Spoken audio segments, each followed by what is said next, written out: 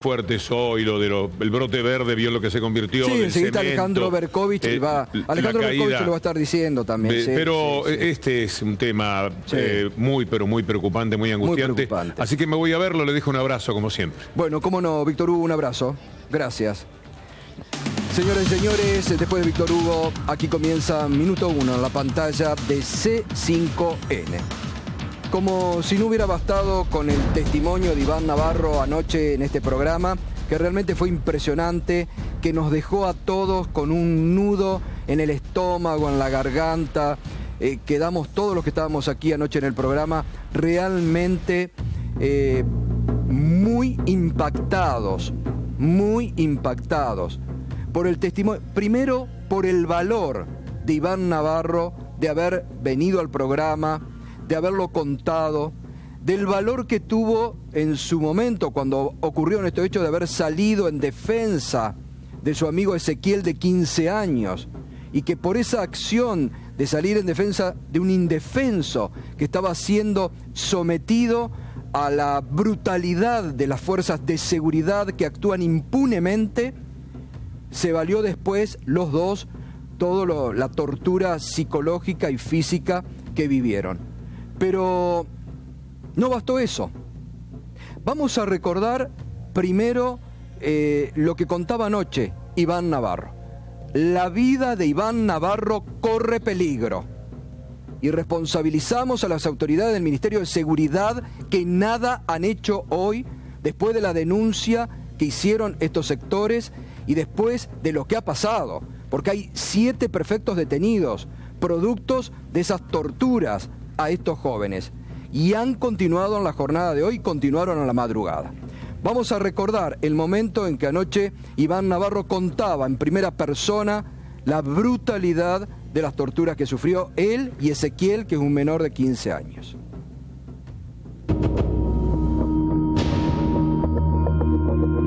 Y así como vinieron y nos empezaron a pegar. Le pegan a Ezequiel, me patean los tobillos a mí, me dicen que me pare bien, me paro, vienen, me agarran del cuello y le digo que quería agarrar mi celular, me dice qué celular y me empieza a pegar. Me tiran en el piso, me patean, con Ezequiel lo mismo, nos suben junto a un móvil y nos empiezan a pegar ahí arriba. Después dice sacalo al petizo, lo sacan a Ezequiel, lo suben a un coche de prefectura, a mí me tenían arriba de una camioneta. Y nada, a él lo llevan primero a la garita que tienen ellos, y ahí le empiezan a pegar. Y mientras me llevaban a mí en la camioneta, decían, vamos a dejárselo a Gendarmería si se divierte un rato.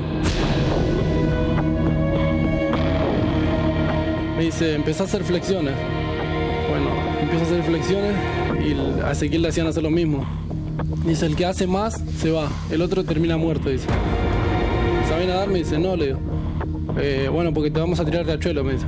Pero y no le podía decir nada, me dice, bueno, no saben nadar, jódanse. Y si saben nadar, no van a salir porque los voy a matar de acá, me decía. Bueno, listo, tírense, decía. Y nos quedamos con Ezequiel así, le decíamos que no, dale, tírense, decía.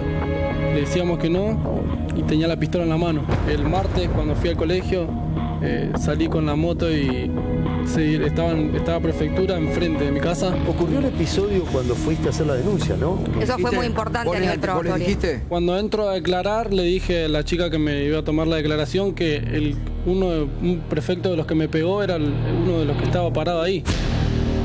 ¿Temen algún tipo de represalia porque las fuerzas de seguridad siguen estando ahí? Sí, ese era mi miedo, de contar todo.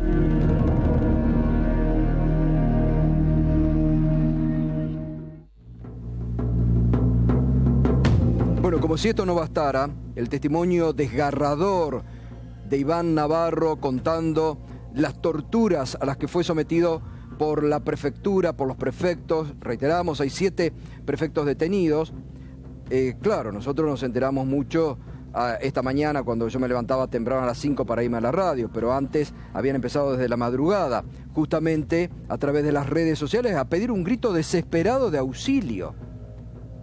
Porque como él decía cuando se iba anoche, que tenía miedo a las represalias, efectivamente volvieron a la carga sobre él y sobre otros jóvenes, porque vuelven a tener el mismo proceder, vuelven a la persecución. Por eso el hashtag de esta noche es perseguidos, porque los están persiguiendo solamente algunos por ser de la Garganta Poderosa.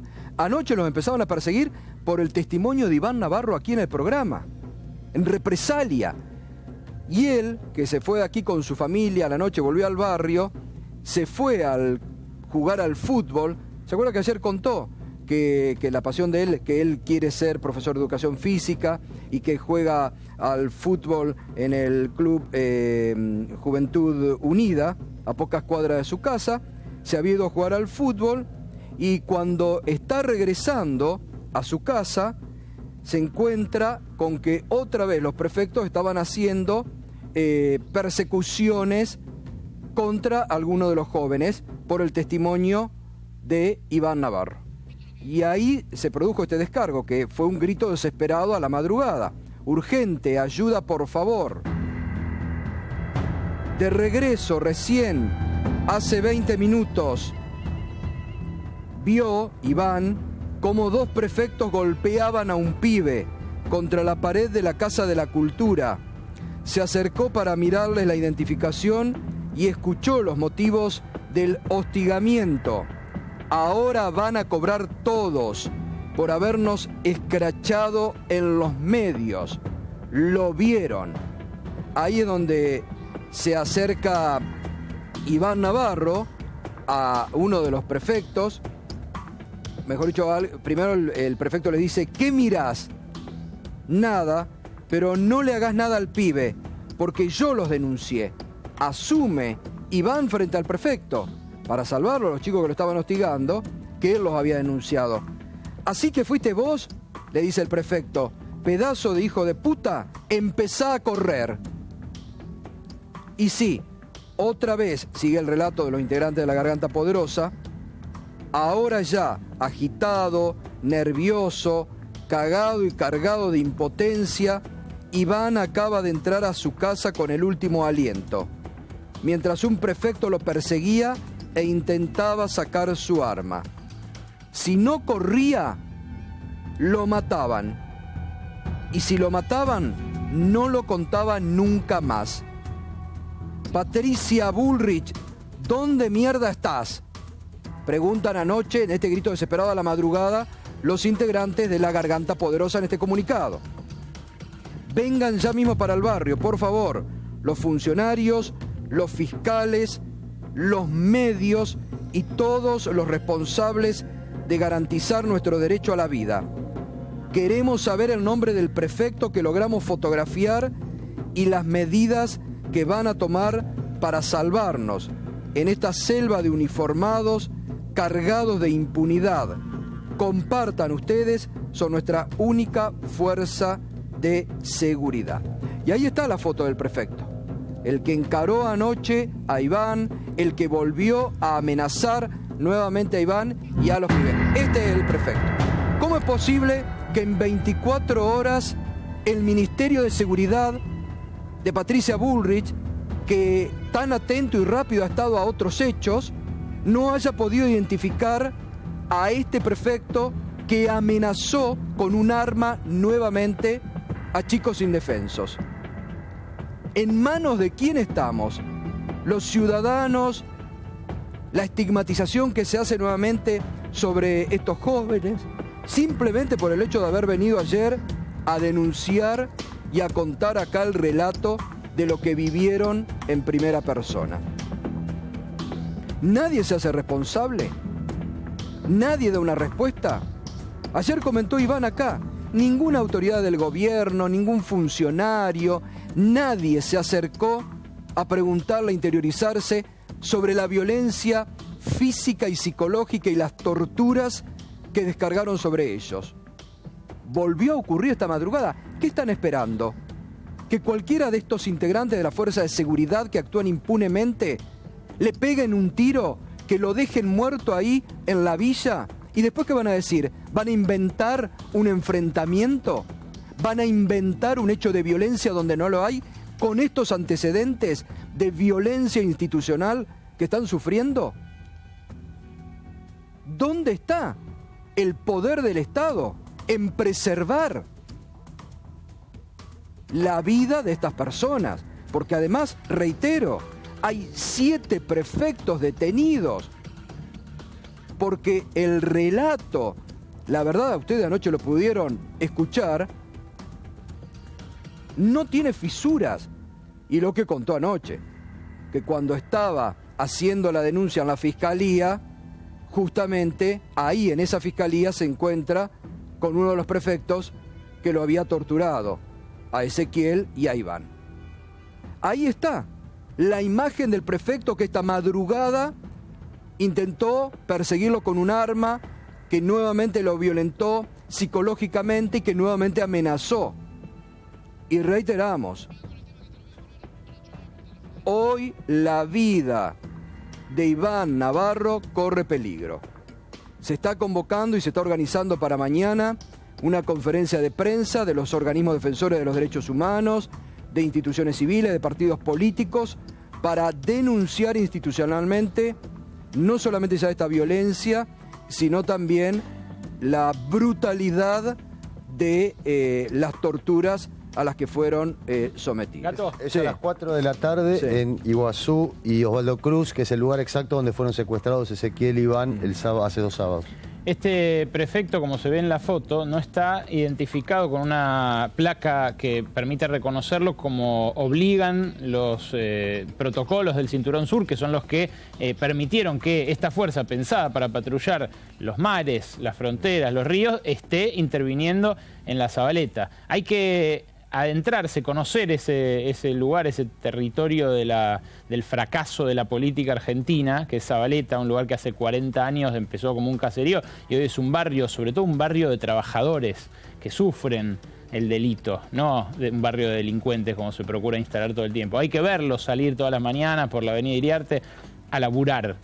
Esos son los que sufren la brutalidad policial de efectivos como estos, que aparecen sin identificación y que hostigan permanentemente a los jóvenes. A ver, anoche, la imagen, yo no sé si tenemos la imagen final de cuando los padres estaban acá y yo justamente les hice pasar porque la imagen de la familia, de los padres, la imagen de los padres de Iván anoche acompañándolo, gente laburante, porque ahí está la estigmatización que se hace. Ahí está la estigmatización que se hace muchas veces. Laburante, un padre que dijo que trabaja en una empresa de recolección de residuos de servicio. La madre ama de casa, cuidando su hogar, dándole una educación a su hijo, porque este chico va a la escuela, quiere ser profesor de educación física. Y este hostigamiento, uno se pregunta por qué. Pero además, hay que recordar este dato, cómo comenzó el hostigamiento hace una semana atrás y ¿por qué? Porque tenían una campera. Porque tenían una buena campera. Felipe, buenas noches, lo vamos a sumar y está el diputado Darío Martínez. Porque tenían una buena campera, los prefectos le dijeron, vos no podés tener esa campera. La chorreaste seguramente, vos no podés tener esa campera. Ahí está la estigmatización. Es tremendo, no sé si estaba al tanto de esto, Felipe. Pero brutal, anoche el testimonio, lo que aconteció a la madrugada nuevamente de perseguirlos nuevamente, y la impunidad. No hay un espíritu de cuerpo que enseguida se transmite, que está muy por encima del deseo de hacer justicia, aún dentro de un cuerpo del Estado, de seguridad, como es prefectura. Ese espíritu de cuerpo lo he visto en muchos casos y digamos, es algo que se va dando en lo que se llama la militarización de las fuerzas de seguridad, que hay que evitar. Hay que recordarles siempre algo básico, y es que unos son civiles desarmados, que es el pueblo, y otros son civiles armados para defender al pueblo, y entrenados para eso supuestamente. No es un cuerpo militar tampoco. Y es difícil que eso se entienda, lleva muchos años de trabajo, pero se puede. Y para eso hay que poner muchos civiles al mando, y en muchos casos, y la calificación de la fuerza hacerla desde afuera, no desde adentro, no del mismo ministerio, no de los civiles del ministerio, sino que sea externa a la calificación del accionar de cualquier fuerza. Y para eso hay que tener los sumarios tienen que ser gente no comprometida con entidad, etcétera. ¿Me permite un minuto? Yo de esta cosa me enteraba, ¿saben a través de qué? De un centro de atención a la víctima que tenía, que cada vez era más grande, hace 10 años, cada vez venían más víctimas, porque eran víctimas de todo tipo, desde una estafa hasta un abuso policial o obviamente la delincuencia.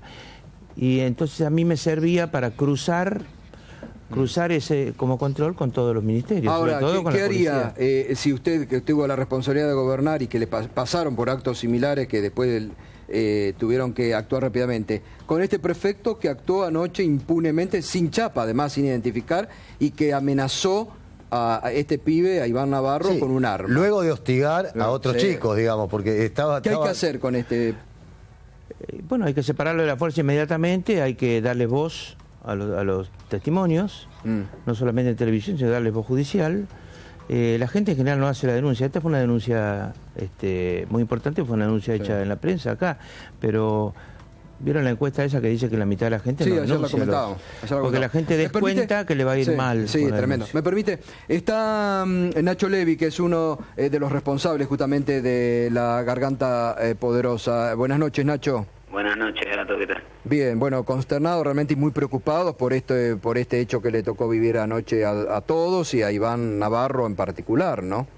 Sí, la verdad que fue tremendo. Creo que ni el más pesimista de todos nosotros podía imaginarse que las consecuencias de hacer pública la denuncia en primera persona con Iván en televisión de manera directa iban a ser estas todos los días previos, entre el 24, que fueron las torturas, y ayer pensamos un montón. De hecho, el primer testimonio en primera persona que publicamos, ellos salían de espalda porque entendíamos que era una manera de resguardarlo. A medida que fueron corriendo los días, empezamos a pensar que tal vez la aparición mediática podía ser una manera de resguardarse, y en ese sentido consultamos a los compañeros del CELS, a los abogados, lo hablamos en familia porque la familia está angustiada, pero también está muy preocupada, y hay muchos compañeros que tienen miedo. Entonces pensábamos que tal vez su aparición y la firmeza de su testimonio de alguna manera le podía dar resguardo.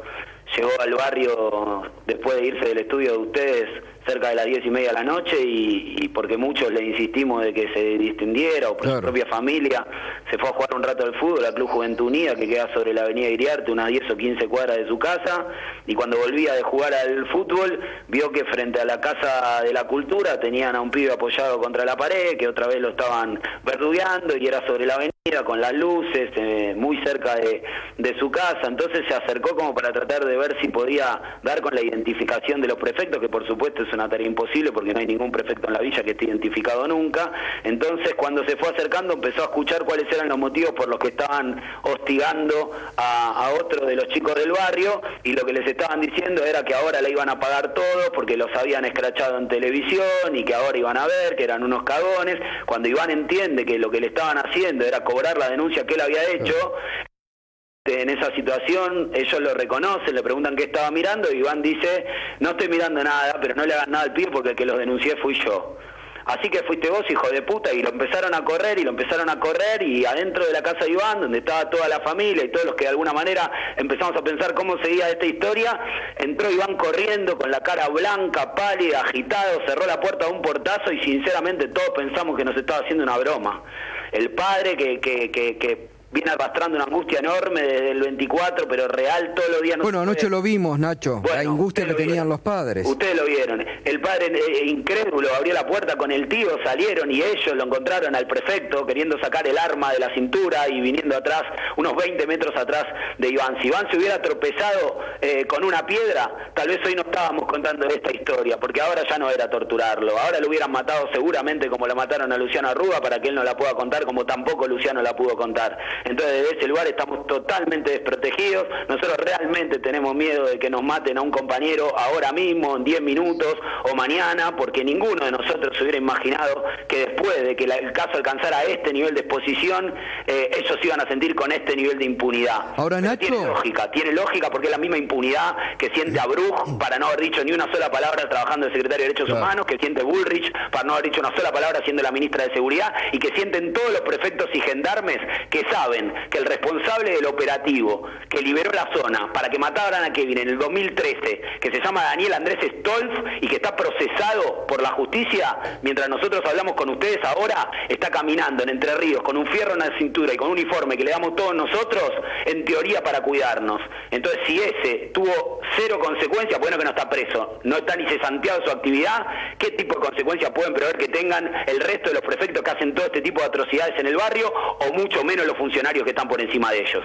Nacho, vos dijiste recién que están sin identificación los prefectos ahí en el barrio. Esto es de toda la vida y queremos ser muy claros. Nosotros desde el 2013, todos los 7 de septiembre, en el aniversario de Kevin, vamos al Ministerio de Seguridad y denunciamos esa, entre otras tantas irregularidades. En Zabaleta existe un control popular de las fuerzas de seguridad, que es una comisión de vecinos que nos alternamos en comunicación directa con el CELS, con la Procubin, con la Fiscalía, para no tener que pasar por las comisarías, donde lo que hacemos es regular el accionar de las fuerzas de seguridad en todo este tipo de irregularidades. Los allanamientos sin orden de allanamiento, que te pateen la puerta de tu casa y que después te digan que se equivocaron porque tu casa era tira 6, número 85 y el allanamiento era el 85 bis, o que le armen una causa a un pibe, que le decomisen la droga y no la registren en ningún lado, ni hablar de que no estén identificados. Esto es de toda la vida, lo hemos denunciado 1000 veces. Fíjate que la identificación tiene un abrojo, el abrojo se lo meten siempre en el bolsillo y para colmo se ponen los chalecos antibalas arriba de las camisas, con lo cual es absolutamente imposible identificarlos. Y mirá qué nivel será así, que ayer a las 4 de la mañana o a las 3 vino Maxi Medina, que es un funcionario de la Procuraduría contra la Violencia Institucional, nos acompañó a la garita donde estaba recluido ese prefecto que ustedes ven en la foto, que nosotros logramos identificar, como identificamos la patente del patrullero que estaba estacionado también en la puerta de la garita, y le negaban los datos a la Procubin, alegando que tenían orden del Ministerio de Seguridad de no dárselos. Es decir que, a ver, es gravísimo esto. Además, la impunidad le están negando a la justicia los datos. Es una impunidad total. ¿Ustedes qué creen? ¿Que hay una protección del Ministerio de Seguridad en esta impunidad que tienen para actuar? Es que eso no lo decimos nosotros, eso lo dice el propio Ministerio de Seguridad con su silencio inexplicable. Hasta Dilma Rousseff se pronunció. La legislatura de la Ciudad de Buenos Aires votó por unanimidad el repudio a estos hechos al día siguiente. Y Patricia Bullrich todavía no se pronunció. Hoy por primera vez, después de que lo nombramos a Bruj en varios programas de televisión, nos llamó un funcionario de segunda línea de Bruj para decirnos que ellos en realidad habían tomado una posición proactiva porque se quisieron acercar hablando con un abogado que le dijeron algo que en realidad no le dijeron. Digo, mira, la verdad que no fue así. Ahora, cuenten como cuenten, la historia para adentro, la historia para afuera la vieron 40 millones de argentinos, y es que Abruj no dijo ni una sola palabra de la tortura a un chico de 15 años. ¿Vos podés explicar por qué no dijo ni una sola palabra? ¿Sabes qué me respondió? Eso se lo tendrían que preguntar a Abruj. Así que bueno, ojalá que alguno de ustedes tenga en algún momento la posibilidad de preguntarle a Abruj por qué un secretario de Derechos Humanos no se pronuncia sobre torturas a un chico de 15 años que no fueran hechos ni por sus amigos ni por un medio de prensa. Son la carátula que tituló el propio fiscal como lesiones, robo y tortura psicológica. No, tremendo. Tremendo. El silencio del gobierno realmente es muy peligroso en este momento, de la ministra de Seguridad, que está amparando y que está realmente corriendo riesgo la vida no solamente de Iván Navarro, sino de muchos allí con esta impunidad absoluta. Recordemos que hace pocos días también el Ministerio de Seguridad le puso una custodia policial al carnicero, al médico que había matado a un delincuente. Digo, es insólito que no pongan una custodia, lo que sea, un equipo preparado para custodiarlo, Iván. Es ridículo ya prácticamente. En eso que dice Mariano hay algo que para nosotros es importante subrayar, que es que las alternativas que nos ofrecen, hoy por ejemplo por iniciativa de Claudia Acuña, de la cooperativa La Vaca y el acompañamiento de la Procubin y los abogados de Iván, empezamos los trámites para que la Comisión Interamericana de Derechos Humanos responsabilice al Estado argentino por la vida de Iván, de Ezequiel y de su familia, haciendo que el Estado argentino no se responsabiliza por sí mismo. Pero lo más grave de esto, nos parece que si la alternativa que nos van a dar es un cambio de fuerza, nosotros no podemos perder de vista que los prefectos que llevaban a Iván en el patrullero le decían que lo iban a llevar por todas las garitas de la prefectura, lo que da cuenta que no se trata de un prefecto loco ni de un patrullero loco. Ellos ellos sabían que contaban con la disposición de todas las garitas de prefectura para cagarlos a palos ahí adentro. Y en medio de todo eso le dijeron que mejor los iban a tirar en el puente para que Gendarmería los agarrara y se divirtiera un rato. Esas son las alternativas que nos dan. Y a eso, sumale que se los dieron los de la Federal inicialmente. O sea, no es solo prefectura y Gendarmería. ¿También? Sí, de hecho, hasta ayer mismo había autos de la Federal que pasaban patrullando Iriarte a cada rato. Una vez que el padre y el tío de Iván salen a increpar al prefecto que lo había perseguido, como pasa siempre, a los 5 minutos viene un patrullero, sube al prefecto que se mandó el moco, se lo llevan, desaparecen, y a la media hora, cuando nosotros ya habíamos podido publicar la denuncia y estábamos esperando la respuesta, la reacción de los medios, de los funcionarios, de los fiscales, toda la avenida Iriarte, desde Vélez Arfiel hasta Perito Moreno, se vació de uniformados. No estaban más los prefectos, no estaban más los gendarmes, no estaba más la Policía Federal. Nacho, la verdad que si podés contestarme, si no, no, porque puede ser parte de la seguridad, del esquema de seguridad que tienen ustedes, pero la imagen del prefecto esta que debería permitirle rápidamente al Ministerio de Seguridad identificarlo, ¿cómo la obtuvieron? ¿Fue en qué momento? ¿En el momento en el que lo empezó a correr? ¿Después? ¿Al final? No, porque él no debía saber en qué casa vivía Iván, y cuando Iván se mete dentro de su casa y el padre y el tío salen, lo topan al tipo, claro, y lo empiezan a interpelar. Entonces ahí obviamente se empiezan a juntar vecinos y empiezan a correr los mensajes. A los 10 minutos éramos 100 vecinos en la casa de Iván. Claro. Okay. ¿Y hoy cómo está Iván? ¿Dónde está? ¿Cuál es la situación en este momento? Porque la verdad que pasar nuevamente por esto y por esta situación a la madrugada, bueno, me imagino el estado psicológico que debe estar, ¿no? Sí, bueno, ¿dónde está? Es justamente lo que nos parece que en este momento tenemos que resguardar y que tenemos que tratar de conjunto. No, pero está bien, está resguardado, digo. Que le dé una alternativa para garantizar su seguridad y la de su familia. Pero atención con esto, ayer no lo fueron a buscar Iván a la puerta de su casa. Fue Iván el que intercedió por voluntad propia en el hostigamiento sobre otro de los chicos del barrio al que le estaban cobrando la denuncia de Iván. Lo que quiere decir es que la Comisión Interamericana de Derechos Humanos y toda la presión que podamos ejercer para que este gobierno asuma la responsabilidad de velar por su seguridad como no lo hizo hasta ahora, tampoco es suficiente para garantizarnos que las consecuencias no vayan a venir sobre todos los demás amigos de Ezequiel y Iván. Porque el cuadro de situación ahora es que tenemos 4 prefectos detenidos en Marcos Paz, 7, y que como mínimo los torturaron 10, o sea que hay 3 que los torturaron caminando por las calles de la Villa 21, más todos sus compañeros en esta lógica claramente organizada de esta mafia que nos custodia, todo el tiempo, mientras la familia de Iván y de Ezequiel siguen viviendo en el mismo lugar. Es un disparate. Porque lo que están buscando es disciplinar, Nacho, ese es lo central, digo, lo que quieren es eso. No es que los agarraron a los chicos porque estaban aburridos y tenían, no, querían disciplinar y decir, muchachos, no sigan hablando porque si no la van a pasar mal. Esto es así, es clarísimo, es algo perfectamente orquestado y perfectamente pensado y planificado. Bueno, por eso mismo, Mariano, que nosotros lo que creemos es que todos como sociedad nos tenemos que comprometer a defender este gesto absolutamente valiente de Iván, no solo de haber intervenido ayer, sino de haberse presentado públicamente para visibilizar algo que no le pasó a Iván, algo que pasa en la villa de manera recurrente, en la villa de Buenos Aires, en la del conurbano. No solamente en las villas, Nacho.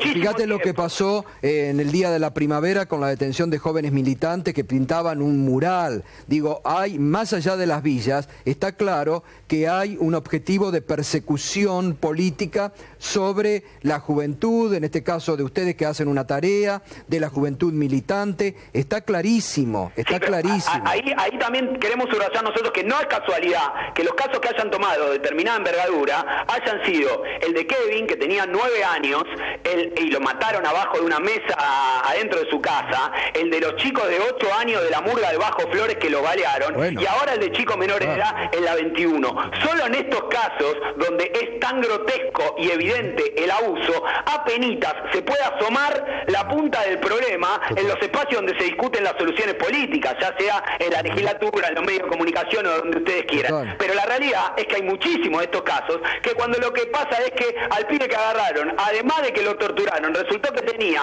un porro en el bolsillo, lo que terminamos discutiendo era si en realidad, bueno, pero estaba llevando droga, seguro que salía a robar, de la misma manera que se discute la minifalda cuando violan a una chica. La realidad es que cuesta muchísimo instalar esto y por eso Iván recoge esta bandera y entiende que de su causa, de la alevosía con la que lo torturaron y con la que lo intentaron asesinar, se tiene que desprender un control popular de la fuerza de seguridad que nos permita garantizar que alguien nos va a cuidar de las fuerzas por fuera de la propia fuerza, porque Patricia Bullrich anunció la semana pasada una nueva oficina del Ministerio de Seguridad que se encargaría de regular el accionar de las fuerzas federales. Pero ¿quién lo regularía? Las propias fuerzas federales. Y esta es la mierda que venimos comiendo hace 50 años. Claro. Mañana, recordá, la convocatoria va a ser a las 4 de la tarde, ¿dónde? Y bueno, es una convocatoria amplia que ustedes están realizando, ¿no? Sí, absolutamente amplia, para absolutamente todas las personas que están mirando tu programa en este momento. Nosotros necesitamos que este enorme compromiso que asumieron con Iván y con todos nosotros, difundiendo la causa, viralizándola, imponiéndola frente a los medios de comunicación que no la quisieron tomar en primera instancia, mañana se pueda traducir en la calle. Nosotros necesitamos que se vea en la calle todo este respaldo y todo este repudio a una situación absolutamente inadmisible que viola todos los derechos humanos. Para eso estamos convocando con los curas villeros a las 4 de la tarde en la intersección de las calles Osvaldo Cruz y Iguazú, en la Villa 21 de Barracas, frente a la garita donde los torturaron. 4 de la tarde, Osvaldo Cruz e Iguazú, una ceremonia de los curas villeros seguida de un panel de compañeros de la garganta y de referentes de derechos humanos para decirle basta a la violencia institucional en nuestros barrios y a la anarquía de la fuerza de seguridad que se está llevando puesta a una generación de nuestros chicos. Bueno, Nacho,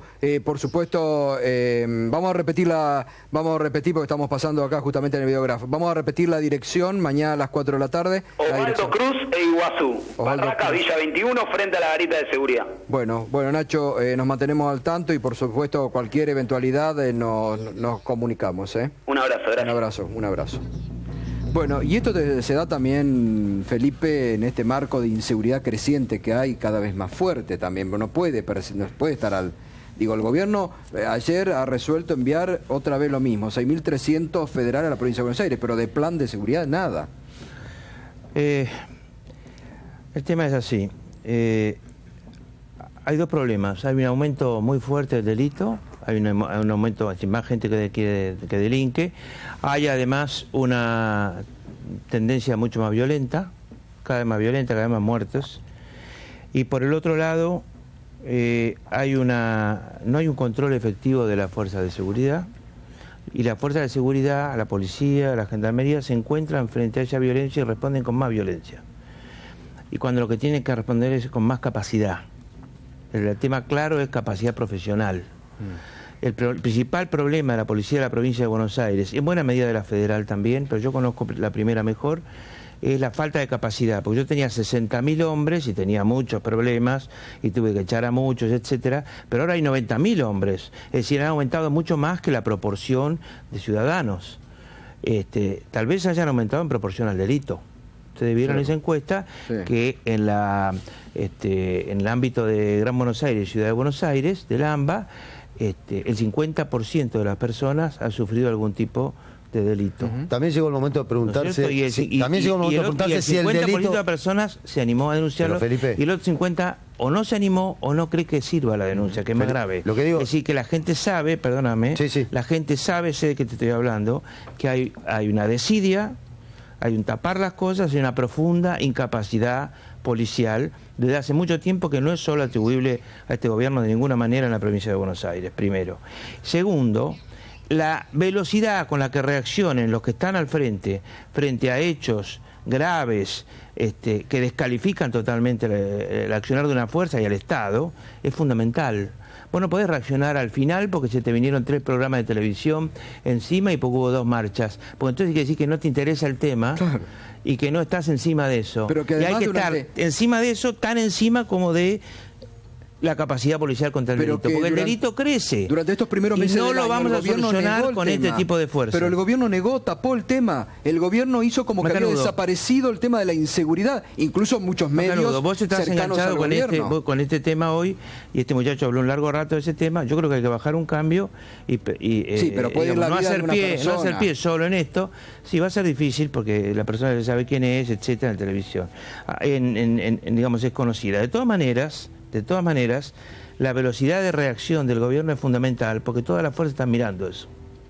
Están mirando qué grado de control hay, están mirando qué grado de reacción hay. Y quien quiera confundir el liderazgo de la fuerza policial con ser una especie de civil, no quiero decir la palabra, pero vos sabés que hay una palabra fea para describir, como le decían a los comisarios pesados, ¿no? ¿Cuál? Poronga. Sí, claro. El civil poronga. La verdad es que el que quiera acaudillar la fuerza tapando cosas, que es muy común de ministros en general, que al poco tiempo se olvidan de que son ministros para defender a las personas y pasan a ser jefe de la fuerza. Lo que pasaba en los 80 con los ministros de defensa. Vos sos el jefe de los que digamos, el jefe del servicio civil para proteger a los civiles. Está bien, pero toda la dirigencia en lugar de ser política, el jefe de un lugar militar, está clarísimo, que por lo tanto pertenece al lugar militar a poco de andar, y para ser líder tiene que tapar. ¿Se entiende la idea? Sí. Ahora, ¿qué pasa? Todo esto son actitudes, pero en el fondo lo que tenemos que hablar es, bueno, ese plan del que habla el gato, ¿cuál es el plan? Es un plan de largo plazo, hay que animarse, un plan de mediano y largo plazo y ponerle fechas, que es un plan de capacitación.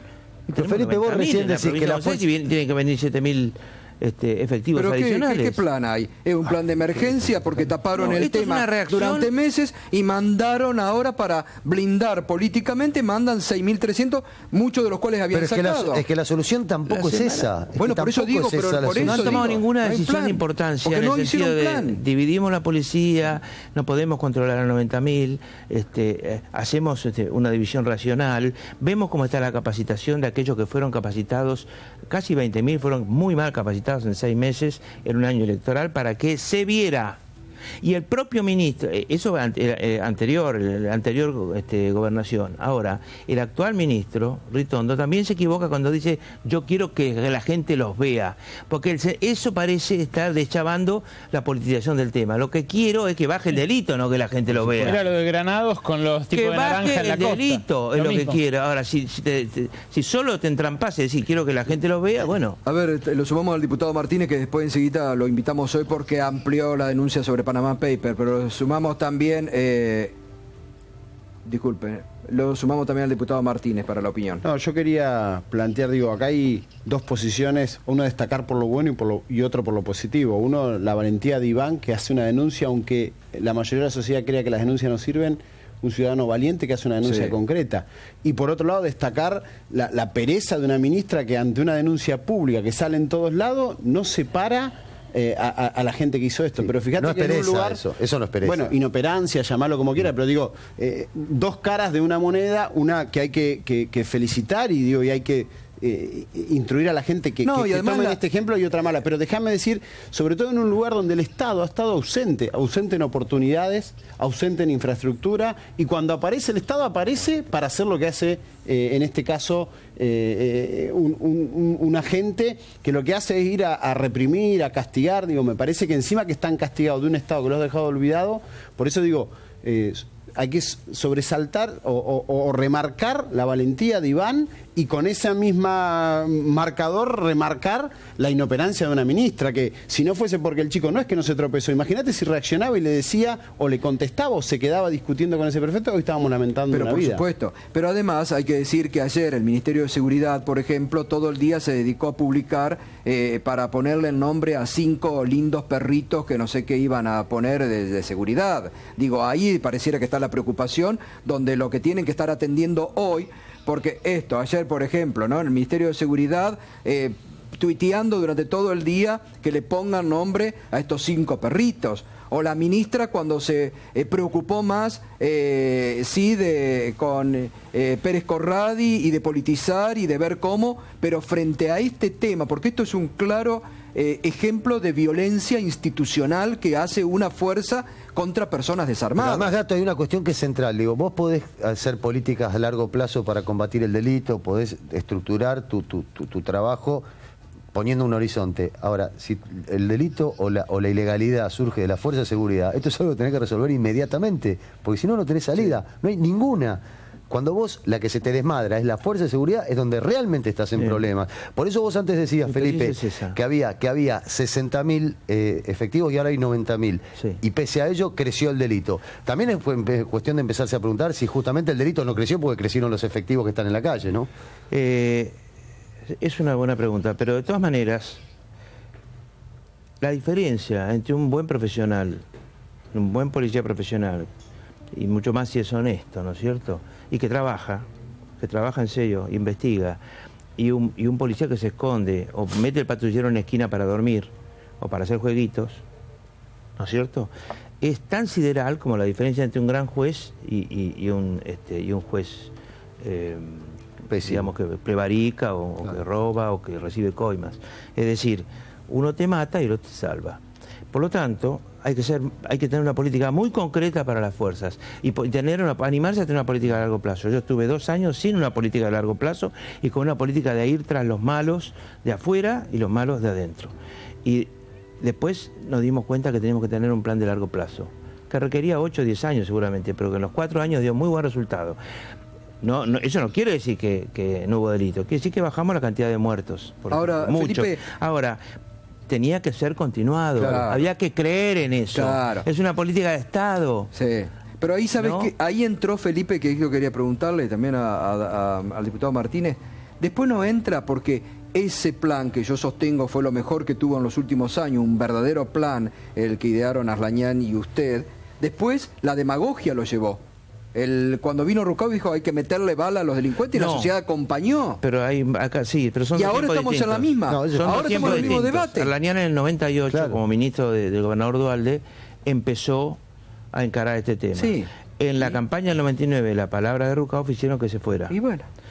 Y después volvió conmigo y estuvo 4 años. Está bien. En esos 4 años se hizo un trabajo excepcional. Sí. Un trabajo excepcional. Se hizo un trabajo excepcional que además confiaba en la gente. ¿Qué quiere decir confiaba en la gente? Como nosotros no podemos controlar a todos, teníamos control de los comisarios jefes de comisaría, no los comisarios de arriba que te van a contar lo que ellos quieren. Control de los comisarios de su trabajo en el mes. ¿No es cierto? Ellos decían qué iban a hacer el mes siguiente y después lo comparamos con qué resultados había habido el mes siguiente. Y de ahí salió una puntuación y después le damos una chance personal de explicar. Pero al que acumulaba malas puntuaciones era un mal policía, era un mal comisario. Eso por un lado. Por otro lado, todo lo que les he dicho del control, de la honestidad, de la eficacia por un lado y la honestidad por otro. Y después el control de la gente. Hay una ley que se llama de los foros de seguridad. Claro. Y eso no importa que esté la ley, lo que tiene que hacer es militarlos del Estado para que los foros funcionen y se animen. Porque la gente tiene mucho miedo de estar en un foro y denunciar, un foro vecinal. La ley crea foros vecinales y foros municipales, y crea un defensor municipal que sale nombrado por el foro municipal. Ahora, Patricia Bullrich, esa ley tiene sus años ya. ¿Por qué no la ponen en marcha? Esa ley le va a permitir controlar enormemente a la policía y a otras fuerzas que intervengan desde abajo. Patricia... Tampoco va a surgir toda la verdad o todo lo que les van a decir es verdad. Hay gente que le tendrá bronca a la policía, pero tenés un control cruzado. Ahora, ¿usted cree que en un inmenso territorio. Patricia Bullrich está capacitada para ser una ministra de Seguridad? ¿O este es el problema de la política argentina, que al repartir los cargos... El problema de la política argentina es que los hombres políticos tenemos que acceder a manejar cosas en las que a veces tenemos que aprender. Eso digámoslo, porque yo no tenía que aprender tanto, aunque siempre hay mucho que aprender, para ser secretario de Agricultura, pero sí para ser gobernador. Y hay cosas que se aprenden duramente. Es decir, no es solamente mandar, es saber cuáles son las claves de mandar. Yo esto lo hablé con la gobernadora Vidal, por supuesto la experiencia es algo que no siempre es transmitible, no siempre es transmisible. Entonces hablé con ella y le dije lo que yo pensaba. A mí me parece, yo estoy muy contento que hayan entrado las fuerzas. Ojalá haya mucha gente que duerma mejor esta noche, porque las fuerzas, la presencia de Gendarmería puede disuadir más. Disuadir, que no es lo mismo que prevenir, ¿no? disuadir. En lo que falta en la Argentina, en la Policía Federal y en la Policía de la Provincia de Buenos Aires es investigación criminal. Investigación criminal, eso falta, pero a gritos, a gritos. Está bien. Diputado Martínez, ¿usted cree que Patricia Bullrich está capacitada para ser ministra de Seguridad de la Nación? La verdad que no es el primer papelón que hace en su función. Han sido varios ya los yerros que ha tenido la ministra, por eso digo, hay que destacar el error de no haber tomado una decisión, porque podríamos haber estado lamentando una vida. Y si esa es la pereza, la inoperancia, la lentitud que tiene para resolver cuestiones como estas que se hacen públicas, pero que en definitiva en cantidad son menores en cuanto que había un joven, imagínate en las cuestiones más de fondo lo que le va a costar tomar decisión a esta ministra. No, además llama la atención porque hoy y ayer en los propios diarios está, en muchos diarios cercanos al gobierno, que la ministra y la gobernadora han tenido cortocircuitos, son del mismo signo político, no se ponen de acuerdo para llevar adelante una política. Bueno, pero frente a un momento en que la semana pasada se puso todo en rojo en el Gran Buenos Aires, totalmente en rojo. Yo hablando con intendentes me di cuenta que estaban desesperados, ya no muy preocupados, sino desesperados. Pensaban que tenía que haber una especie de emergencia permanente, de reunión permanente de la gobernadora o su ministro con las autoridades nacionales, y yo creo que eso fue percibido por Vidal, porque inmediatamente fue a la Casa de Gobierno. Al final percibió que las cosas ya estaban demasiado graves. Sigue sin tener un plan, bueno, pero yo espero que lo tenga. Yo espero que lo tenga. Lleva 9 meses, puede tenerlo. A lo mejor, yo tampoco lo tuve a los 9 meses. Yo tampoco lo tuve a los 9 meses. Tuve muchos problemas. Y tuve que hacerme cargo de problemas que creaba la misma policía en muchos casos. Y tuve un incremento del delito enorme porque ese año, el 2002, el primer año de mi gobierno, el PBI, o sea, la riqueza argentina cayó 13.5%. Es una cifra que ninguno ha vivido, salvo los que hemos vivido el 2002 todos, pero nunca antes. Crisis, claro. Si cayera a 4 puntos sería un desastre. Bueno, cayó 13,5. Bueno, pero fíjate, Felipe, que la situación que se está viendo hoy en la Argentina también tiene que ver con esto. Vos, sí, pero no 13,5, no es el 2002. No digo que sea el 2002, pero sí lo que te digo que es creciente también tiene que ver con el mal humor, la insatisfacción, la pérdida de oportunidades de la gente. Encima vos tenés un gobierno que excluye, no puede pretender que el que se quede afuera no se queje y esté tranquilo. Hay un mal humor creciente y esto hace mi opinión, que esto vaya creciendo. Hay mucha gente que se enoja. Y hay mucha gente que se enoja por esto y recurre a una frase absurda. Yo te digo la verdad, la curva de desempleo en la Argentina es exactamente igual a la curva de aumento del delito. Porque hay gente que se queda sin ninguna chance y que no hubiera imaginado entrar a una banda, pero la chupan, la conectan. ¿Por qué? Y porque no tiene otra salida. Hay mucha gente. Esto, alguien me va a decir, ¿quiere decir que el que es pobre es delincuente? No. Pero mucha gente que se siente muy honesta, si la pusieran en situaciones terribles, saldría de caño. ¿Qué quiero decir con esto? Que hay una relación entre lo social y lo que pasa con el delito. El que diga que no, no sabe dónde vive. A ver, me permiten... como hay una relación con la droga. La tenemos en línea la doctora María del Carmen Verdún de la Correpi, que Verdú, que sigue todas las estadísticas. María del Carmen, buenas noches, ¿cómo está? ¿Qué tal? ¿Cómo le va? Bien, bueno, estaban al tanto de este caso de lo que pasó con los jóvenes de la Garganta Poderosa, estas nuevas amenazas, bueno, la convocatoria que están haciendo para mañana también, ¿no? Sí, así es, vamos a estar allí los militantes de Correpi a las 5 de la tarde en Barracas, junto con el resto de los organismos de derechos humanos, organizaciones antirrepresivas y sobre todo las organizaciones del barrio, para repudiar este nuevo ataque contra, en este caso contra Iván, que también es un ataque contra todos nosotros, porque el mensaje es muy claro: te animaste a denunciar un hecho de tortura, mira cómo te apretamos impunemente sin ningún tipo de consecuencias. María del Carmen, al margen de esto que hemos estado hablando anoche, que seguimos hoy, en estos momentos, ¿ha crecido la violencia institucional en la Argentina? Nosotros siempre decimos desde Correpi que si es institucional no es violencia, es represión. Y en todas sus modalidades la represión ha crecido exponencialmente en los pasados 10, 11 meses. Y le doy 2 ejemplos bien concretos. En materia de detenciones arbitrarias, de averiguación de antecedentes, de portación de caras, nosotros recibíamos hasta hace poco menos de un año 2 o 3 consultas semanales de gente que nos preguntaba: me detuvieron, me pegaron, ¿qué hago? ¿Cómo hago la denuncia? Etcétera. Hoy estamos recibiendo 2 a 3 consultas diarias por esas situaciones. Y en el tema vinculado con el resultado más brutal de las políticas represivas, las muertes, hace apenas unos días publicamos una breve nota que tuvo mucho impacto, donde simplemente listábamos 7 asesinatos, 3 cometidos en comisaría, 4 por gatillo fácil en los barrios, ocurridos en el lapso de 8 días. O sea, un promedio de un muerto por día por el aparato represivo estatal. En todos los casos de fusilamientos, no estamos hablando de enfrentamientos, sino de tiros por la espalda, en la nuca, y en los casos de las muertes en comisaría, de vuelta se comprueba que de los 3 casos, 2 son de personas detenidas no por delitos, sino por averiguación de antecedentes o por códigos de falta. Y esos son solamente los casos publicados en los medios, porque simultáneamente en la misma semana, y en algún caso a raíz de la publicación de esa nota, ya detectamos otros 3 casos más que no salieron publicados en ningún lado todavía.